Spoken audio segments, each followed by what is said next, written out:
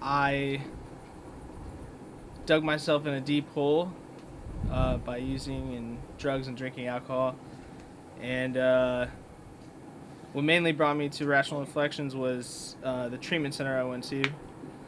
It They had really good counselors and psychologists, and they recommended that I come to uh, transitional living facility to kind of see how to live like in the real world, without people who are enabling you in the past or just like going back to your old like kind of ways. So basically, that's what brought me to Rational Reflections. Good. Why don't you tell us the difference between when you were using and now? First thing that comes off to the top of my head, thinking about the way I was using, what happened then and everything, and then the now, is really crazy. Like, my awareness level has like gone up on thoughts. My thought processes are just like a lot normal now. Like, I don't feel or think that I have to, you know, do the old behaviors that I used to, and I could tell a really big difference just by having some sobriety time. Um, that my like I said earlier, my awareness level has gone up, and I'm putting an effort into things in life that like that really count, like for a job or family, personal relationships, stuff like that.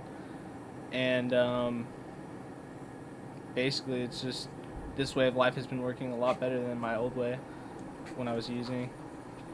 So, sum it up for us. Tell us why sober living is important. Tell us why you didn't choose to just go home. Right. Well, for a while there, I knew my parents wouldn't let me come back after treatment. I'd done a lot of collateral damage on them, and just living in that home with them is just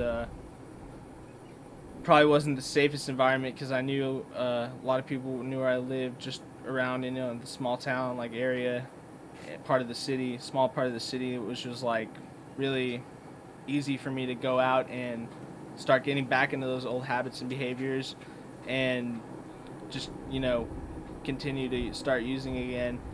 And when I got to this program, I realized that um, it's hard work, kind of living life on life's terms, like how stuff comes up in life, and you're just like you don't know how to get through it. I get a lot of anxiety when that kind of stuff happens, and um, like living with other people who are going through the same thing as I am in the same age group is just like it's a miracle because like we can all relate to one another, and we've been down that same road, and I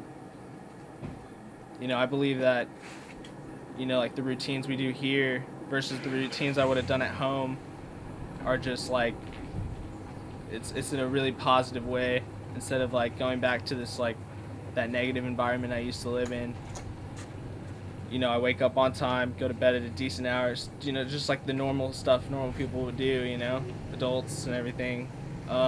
So I would have to say, just transitional living, it's like sober living is a really big benefit, and it's helped me out just tremendously. Tell us about Stride for Recovery. You walked in the Stride for Recovery last year. Right. What did that mean to you? Walking the stride, making awareness of addiction and what addiction does to a person's life. Right, right.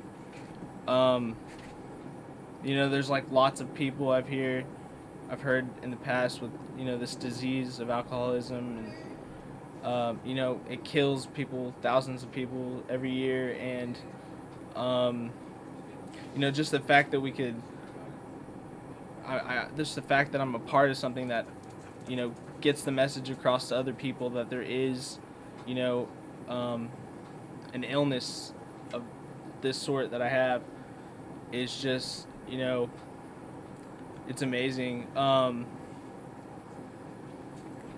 Stride for Recovery walk, when I was walking it last year, it was very interesting. It was something I've never really done before, and I just thought, I'm a musician myself. There's a lot of really cool music out there, a lot of talented artists that are also in recovery, and seeing them kind of just made me like, have someone to look up to at that point.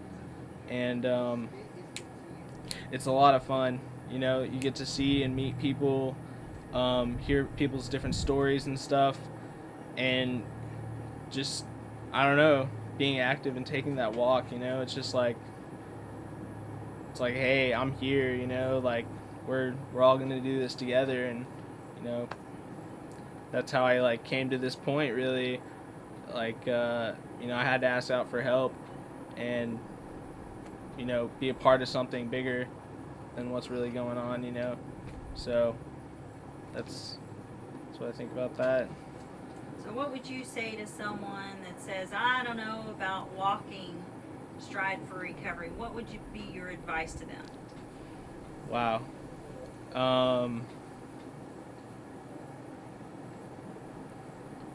Can't hurt. It's not gonna kill you. Um,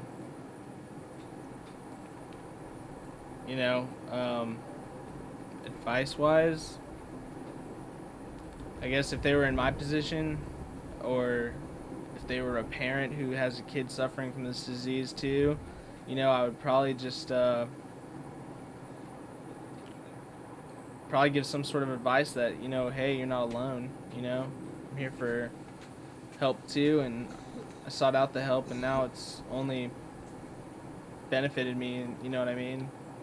There's no, thousands of other people are doing it, and if it's working for them, why wouldn't it work for you?